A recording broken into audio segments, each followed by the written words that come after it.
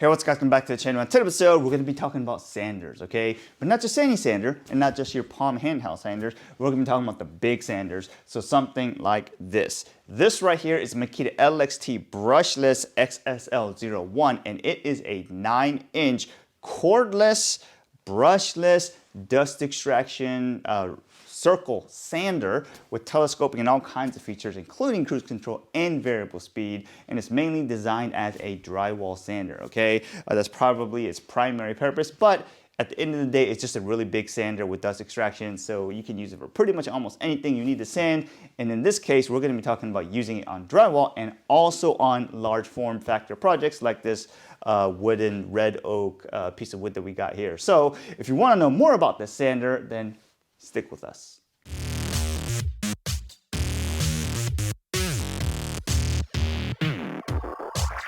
This right here is Makita 18-volt LXT lithium-ion brushless cordless 9-inch drywall sander with AWS.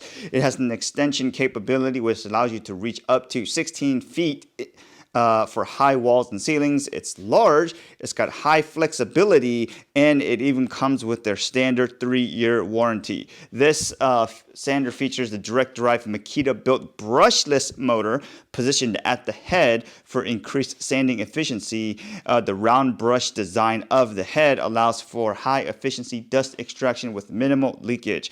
It's got high flexibility swivel head, which allows it to maneuver across various wall orientations.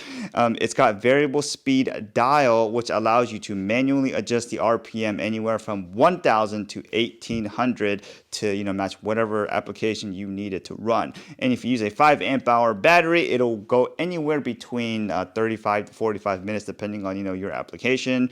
And it's even got constant speed control, as I talked about earlier. So what that means is you can pretty much put it in cruise control once you figure out where you need it and just lock it in and just run it for as long as you need to there. It's got AWS, which is auto start wireless, not to be confused with Amazon Web Services, but it uses Bluetooth technology to wirelessly power on or off dust extraction. We'll talk about that in a bit. It's got soft start, so it doesn't have that jerkiness on startup, and obviously that helps with long life of the tool. It's got an overload sensor. It's relatively compact for what it is, or at least that's what it's marketed says, and it's relatively about 10.7 pounds with the battery, okay? It's got a 2-finger trigger, a 2-position rubberized soft grip handle. It includes, even if you buy it as a tool only, the backing pad, and it may, depending on what kind of package you buy it with, include 1 or 2 sanding heads. Okay, there's other things you can possibly buy with it, like other handles and stuff like that, like extra handles that helps you reach further. We're not going to throw too much in that. That doesn't seem to be too popular, and you lose a lot of dexterity in trying to just maneuver around with that. The sound, it's relatively loud, not like super loud, but it's loud for a sander at roughly 75 dB. This right here is the business part of the tool. Obviously, this right here is the head of the tool, and it's put on a swivel. As you can see here, it's got a pivot point here and another one right here on the back. Okay, this right here is obviously the motor that's driving it. If you can see it, this right here is most likely the power drive or control cable coming from the back of the tool, which kind of goes all the way down the tube. We'll look at that in a bit. But this entire head pretty much swivels on 2 points here. It's a really good design in terms of, depending on what application you put it on, right? It kind of allows you to put relatively even pressure on the head to get a pretty good sanding result. Okay, so this tube that's coming out of here is actually the dust extraction mechanism, and it's nowhere nearly in the way. It works very well. We'll talk about, actually let's talk about the dust extraction now. So this obviously has a vacuum port you can hook up for dust extraction, and the vacuum ports on the back, I've mainly been using a Bosch dust extraction system with this, and it generally works pretty well. Depending on how much power your dust extraction system have, it will also vacuum up or pull in dust from the side as you're using it, especially on something like this. Okay, when you're using it on drywall, you'll see a little bit more leakage. I think the drywall dust is just a little bit finer and just kicks up more dust everywhere, but it does capture dust really well. I do want to emphasize that. Where it really fails is when one of the sides is kind of exposed or leaning over an edge or something like that. Then you'll see a lot of dust kick out. But generally, the dust extraction system works pretty well, okay? So if you look at it, it's got a dual pivot on this head because you see this entire arm, right, pivots right here, right? There's a pivot point here and a pivot point right there on the back. And then that pivot point, or that pivot point rests on this aluminum chassis here. And then the aluminum chassis then pivots on the sanding head here, right? So it kind of gives you the this way movement, right? And also gives you the side to side movement. So that makes maneuverability work really well. And almost every single drywall sander on the market kind of has this same design, okay? I'm not sure who designed it, but it generally always comes with that, okay? So with that being said, this part of the head, or the sanding head, will turn. This is actually really convenient because, as you can see right here, it's got roller wheels. So if you're right up against a wall edge or a wall corner, you can just ride on the wheels and just pretty much get all the way up to that corner, okay? If you use the 9-inch discs, you can see the sanding head right here, you can actually get right in the crevice of that corner, mainly because the pad, I feel like, is a little bit less than 9 inches, and the disc will stick out just enough for you to get, exactly in that crevice. So from my experience, I think that works really well, okay? So looking at the bottom of the pad here, so this is a hook and loop pad. It's pretty standard hook and loop pad that you get with almost any sander, right? And like I said, this entire part pivots. I think there's even an additional accessory that clips onto the back here that allows you to get more wheels. I don't know where that went. I feel like I had that, but I don't really have no idea where it is, okay? And if you look at it this way, you can see the thickness of the pad. The thickness of the pad is really nice. Lot of the ones I've seen, or other people have that I've seen, this pad is really worn down. It's kind of been smushed. Usually that happens when you see a lot of people put a lot of pressure on the sanding head. I try not to do that, mainly because the sander is actually doing a lot of the work, right? By the user just pushing a lot of downforce on it. Yeah, you could probably get it done faster, but you're just, wearing yourself out, and also you're wearing out this head. Although you could argue this sanding head pad is replaceable, but that's just not something I want to deal with, right? So if you're using a sander, any sander, regardless of whatever make and brand it is or whatever it does, don't use a lot of user force to push that mess down. Just let the tool do the work. That's how you get the best experience or the best result with the tool, especially on a sanding tool, regardless of the make, okay? So as you see here on mine, I've kind of hit up against a couple edges where it's snagged a little bit, but I really don't mind that one as much. But this right here, as you can see, it's got the Makita standard, I would say, dust extraction ports here. So air will get pulled in from the dust extraction system around this entire disc through this middle part here, I want to say a little bit, but mostly through these holes right here. So if you are using this sanding system, you want to make sure that you're getting the Makita pads. But I want to put a disclaimer on that, mainly because I don't think they are technically the best pads. What I would recommend you get is actually the mesh sanding disc. And let me see if I could bring some up for you here. Something like this, right? Because this mesh sanding disc will fit, let's just say like right here. And as you can see right here, it leaves just maybe 3/8 of an inch, depending on how well you place it. Or maybe a quarter, depending on how well you place it. But as you can see right here, this edge has been met. Let me see if I can put you perfectly in position with the camera, right? So this edge will get sanded, depending on how well you place your sanding disc on the pad, okay? So that works really well. But the reason I'm saying you want to get the mesh system or the mesh disc with the sanding system is mainly because with the mesh discs, the dust extraction system works really, really well, and I can't emphasize that enough with the mesh disc. If you get a standard disc, even the Makita discs perfectly, the holes that line up perfectly, the dust extraction system will, I would say be mediocre, okay? But if you get the mesh discs, it will be really good. Or you really want to get the mesh disc, which is maximum best performance. But if you can't get that, or for whatever reason you can't find that, then you want to get the Makita disc, mainly because the Makita disc, even though the Makita one is made in Italy, so I'm not sure who's actually making it, maybe like Diablo or something, will fit perfectly on here. And you can see here, the holes, the dust extraction is lined up perfectly, okay? As you would expect, Makita disc built for this sander is exactly how that works. You see this here, right? But if you get any other disc that is not the Makita disc, right? So this one, for example, is a DuraGold disc, but as you can see here, the holes are out here. So if you use a disc like this on here, the dust extraction system will suck. Okay, and not in the good way of suck. It will just be terrible.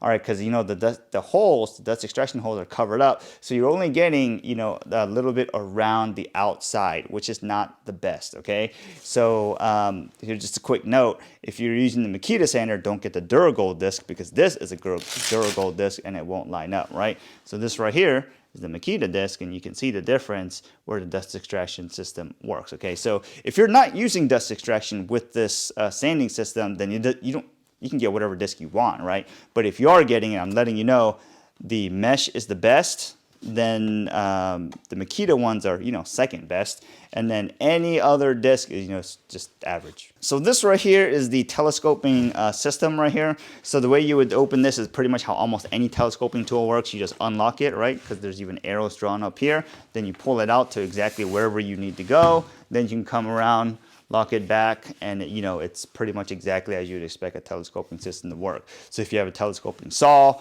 or anything like that, you know, for trimming leaves or bushes or whatever, then you know, most of them won't work like this manner. So this is nothing special. This right here is a solid aluminum tubing, and I've never had an issue with the telescoping system on here. Okay, so for easy transportability, I'm just gonna put it back down. That's how that works. Right here is the overload temperature sensor thing. I've had it gone off maybe twice, I want to say, in the many years that I've had this tool. But you know, if you're just letting the tool do the work, you'll almost never see it go off. Okay. Right here is the variable speed dial. It goes all the way from 5 to 1, 1 being the lowest and 5 being the highest, and 5 is roughly around 1800 RPMs. Okay. This right here is a lockout, so if you push that in, you know, you can't pull the trigger. You know, I want to say I never really use this, but because I just disconnect the battery, but just in case you store it with the battery in, then you know, you obviously want to put that in. So this right here is actually the cruise control mechanism, which means the way you would use this is you pull this up, right? And after it's engaged, then you can push this button in, and you can actually push it in from either side. So this side or the other side, and it'll just lock this trigger into place, and you can pretty much work all day. Like I mentioned, with the 5 amp hour battery that we've been using, you'll get anywhere between 35 to 45 minutes-ish, depending on obviously your application and how hard the head is actually working. But I would say if you have 2 or 3 batteries, you can pretty much work all day, mainly because the dual bay chargers are able to charge the batteries in roughly about 45 minutes, right? So if you got 3 batteries and you just rotate 1 battery at a time in, you're always gonna have at least 1, minimum of 1, sometimes 2 batteries fully charged with that system. So that works pretty well. This right here is a dust extraction system. I've mainly used this, I wanna say, with the Rockler Dust Right port that comes over here on this, and also with the Bosch VAC090, which is the Bosch 9-gallon dust extraction system, and that one fits in here perfectly, and like I said, it works really well. I can't really complain about that. All right. If you want to move around to this side of the tool, there is an Allen key stored here. If I'm going to be honest with you, I don't think I've ever really had to use this. I'm not exactly sure what exactly this is for. Probably to change up the head, if I imagine, but you know, haven't had to use that. But this right here is the dust extraction AWS automatic wireless start controller. So the way you would get this is, you know, you would go buy the extra piece, stick it in there, and then put it into your Makita AWS dust extractor, and every time you pull the trigger, it will just kick it on, and after it stops, it will just, you know, let it run for a few seconds and then turn it off. I personally don't use this, mainly because I like the Bosch system that I really have, and even the Festool CT15 MIDI, I think, works really well with this too. I just never had a reason to use that. All right, so now let's talk about utilization of this tool. Okay, so we bought this tool, I can't remember how many years ago, maybe like somewhere between 4 or 6 years ago, and we've used it on many projects, right? Most of its life of this tool that we've had it, it's mainly been used on drywall projects, okay? But fairly recently, we've been using it on wooden projects or wood surfaces like this, mainly because on a surface like this, I can't remember how wide this is, probably closer to like 38 to 40. We don't have a big enough planer to just put this entire thing through. Yes, that would be really nice if we had one to take this entire thing. And it's been flattened out as much as we could with the router sled, but sometimes you really got to get it flat, and you just, only way to really do that is to, you know, just sand it or polish it even with the sanding, right? So if you're talking about like a piece like this, which is close to about 9 feet and roughly 38 inches, right, wide, then going with the, you know, 3-inch, 4-inch sanders like this, that's gonna take you all day, okay? So we said, you know, why don't we try the drywall sander on this? And that's kind of where we've mainly been using this for the last few months on wood projects, and it's actually worked really well. So let me go ahead and tell you a little bit, a few tips or tricks that we've learned about this, right? So if you're using this on a drywall, most likely you're using it on a wall that's gonna be standing up. So, you know, you're kind of using it like this, okay? So if you're using it like this, one of the tips we picked up was, you know, hold it a little bit wider at an angle like this. That way, the pressure on the head is not that you're putting more pressure, but it's greater because the weight of the tool is resting on that surface, okay? So that same principle applies when you're working on this wooden surface that's most likely laying flat for you, okay? So your normal instinct or utilization technique is probably going to be to hold it like this, right? But I will go ahead and tell you this is not the best way to do it. And the best way to do it is to actually hold it more upwards like this and have the weight of the tool put the pressure on the head. And I don't want to contradict what I was saying earlier about, you know, forcing down on it, but I'm just saying let the weight of the tool put the pressure on the head for many reasons, right? One is because you would just get a better result because the weight of the head is I want to say the weight of the tool is bearing down on the head. It's not that heavy, but also because the head will be more flat on its surface, right? So if you hold it like this, and you can see right here, you could probably tell on camera, this part of the head, even though it's on this articulating system, will be lifted just a little bit, right? And sometimes if you're trying to do this with one hand because you got to answer a phone call, whatever, you'll see like this, it'll just like run off like this, right? Because the back part, the bottom part of the head is touching, but not as much as being applied to the top, okay? So it's not entirely bad. So if you just do this, it helps that system a lot, and I've seen a lot better results with this system by doing it this way. That's something I picked up. The other thing I will say is if you're doing this, definitely don't have it telescoped out because your dust extraction port system is going to be on the back. Unless your dust extraction port comes from the top, then you're just going to be making a U-turn, and depending on what mechanism you're using to attach here, it may fall out. So for me, using the Bosch system, it doesn't fall out for me. But if I'm using the Rockler, the blue silicone thing that fits on here, and I'm doing this, that system will have a tendency to fall out every once in a while. Not a lot, but every once in a while, okay? Because like I said, this right here is a friction fit. It's not like a push-in twist lock system. So that's probably one improvement I would like to see if they ever made a better version, a newer version of this tool. So that's probably the best feedback I would say here. Okay, and also, most likely, most of the time, I don't use cruise control on almost anything, but on this system, mainly because you're not really having to change the speed that it's going at, you just need to turn it on. Then this is one of the tools you definitely want to engage that trigger lock, and that way you can, just work on the surface, okay? So with that being said, let's go ahead and talk about would we buy this tool again? That's a really tough question, mainly because when we bought this tool, and we did buy this tool, like I said, nobody sent this to us, the video is not sponsored. We bought it anywhere between 4 to 6 years ago, and there was not a lot of options on the market at that time, okay? So we know that we wanted to go cordless for many reasons. So with the options out there, we mainly went with this one, and it was somewhere around $400-ish, okay? So if you don't need cordless, there are a lot more alternative options out there that will be, significantly cheaper. But if you want cordless, there aren't too many options, okay? So the main reason we want cordless is because for 2 reasons. One, we want to be able to work fast without having to worry about a cord that you kind of have to plug in. And a lot of places where we were using this tool, there was not power on at some of those locations, right? So we don't want to have to deal with plugging cords in, moving it around, stuff like that.